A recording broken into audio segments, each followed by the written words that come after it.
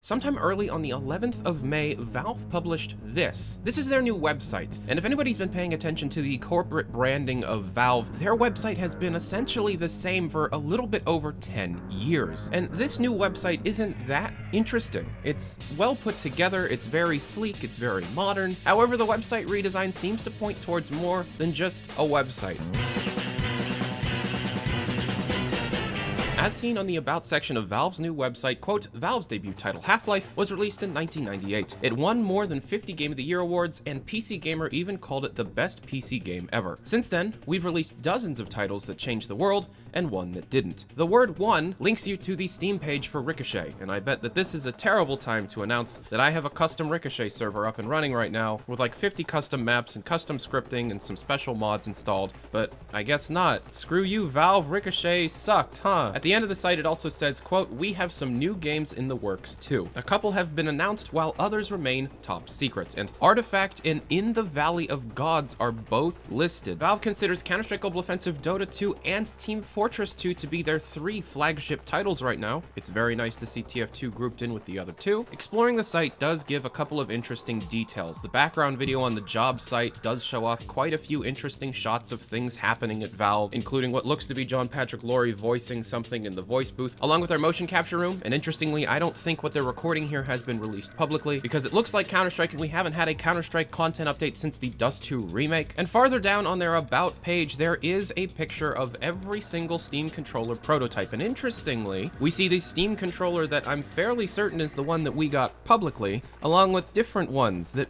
we didn't get publicly. Now, the majority of the site's language seems to point towards there being a large, very fruitful future for Valve. We're just getting started. We have a lot of upcoming secretive projects. Quote, we make all this stuff collaboratively in Bellevue, Washington, where we combine the resources and talent of a world-class company with the ethos of a small startup. With an engaged and vocal community of partners and players, our products and our company will continue to change and grow in ways we may never have predicted. Join us and help inform what's next. And next to it is, interestingly, some of the Valve employees spinning around, having different HMD prototypes on their head. However, whatever Gabe is wearing is after the retail vibe, so what is Gabe wearing there? Interestingly, on the new people page, there are separations of employees based on discipline. There are entire sections for art, audio design, business development, data science, game design, hardware engineering, human resources, product design, the same groups that are on the application site we have on the people site. And for some reason, at the bottom of the people page, there's this group called Other Experts, where you have people like Dario Casali and Dave Riller, people that have worked on Team Fortress 2 for a very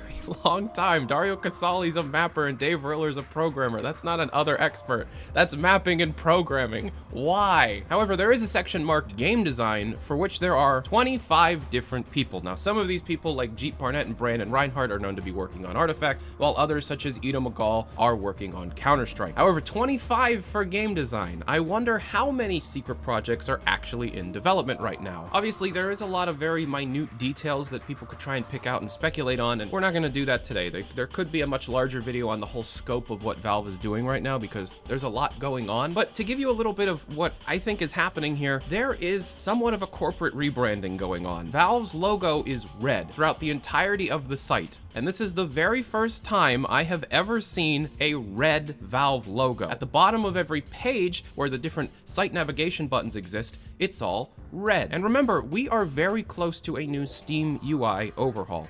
It might be a red theme. And as stupid as a color change really is, you have to remember that Valve, for the last about 6 to 8 months, has been saying that they are making massive changes to just how they do everything, how they operate publicly. And if you've been paying attention, there's quite a few things that are happening now that have really never happened before. I'm gonna keep talking about John McDonald answering pretty much every single friggin' Counter-Strike question that gets thrown at him on Twitter, and I'm fairly certain that the entirety of the Counter-Strike team, or at least 50% of them, is okay or finds value in him doing that. That's just another step towards Valve being a new company. There are a lot of different secret projects in development, more than just games. There's a lot of evidence of Valve putting a lot of hard work into the hardware space, more so than just the Steam Link Steam controller and the Knuckles VR prototypes. So what exactly is going on here, and when exactly are we going to find out Valve's actual plan for the next 5 years? Because just like every other previous 5-year period since 2007,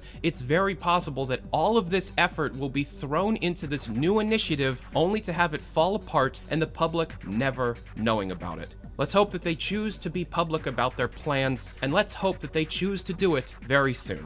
This is exciting, but there have been a couple of things in the past that were also exciting that led to nothing. So try and temper expectations. Thanks for watching, guys.